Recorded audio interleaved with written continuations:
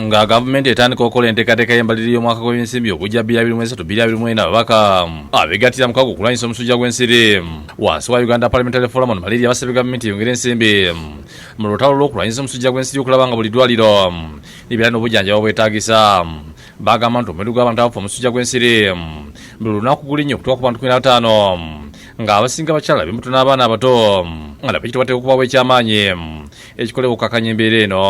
Buli lunaku olukya tufiirwa Abannayuganda abatakka wansi wa 15. Mu bano mwe muli bamaama abafa nga bazaala era ng'ekiri kubatta musujja ogubasangiriza nga bazaala.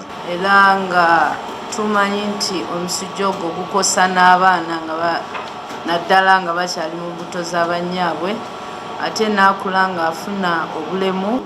Call upon government to intervene in that sector and ensure that everybody is given a mosquito net, especially children ranging between the age of 0 to age of 15. Abakulembedwa mu Ssentebe Dr. Timothy Matuwa basabye buli mbalirira kitongole kya gavumenti ebeeremu omutemo gw'ensimbi ogendereddwamu okulwanyisa omusujja gw'ensiri. Buli mbalirira ya kitongole kyonna, ministry ne parliament wano ne local governments zonna, omusujja gubeere ogw'enkizo mu budgets zaabwe. So bwe tunaavaayo n'amaanyi ag'enkanaawo ekirwadde ky'omusujja tujja kiyinza. Naye n'abo abakola ku byalo ng'aba village health team okulaba nti ebeerako ensako yaayo mu budget okwongera okukola omulimu gwabwe kubanga buli bannansi lwe bamanya nabo bassaayo obudde okulaba nti beekuuma obutafa omusujja gwa nsiri. Ku bukadde bwa $214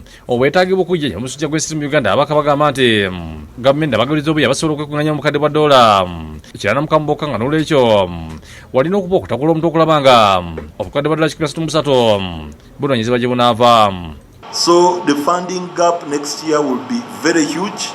It will be $133 million. So we have to speak about that gap today in order to bridge it and avoid the damage that could cause to the population of Uganda.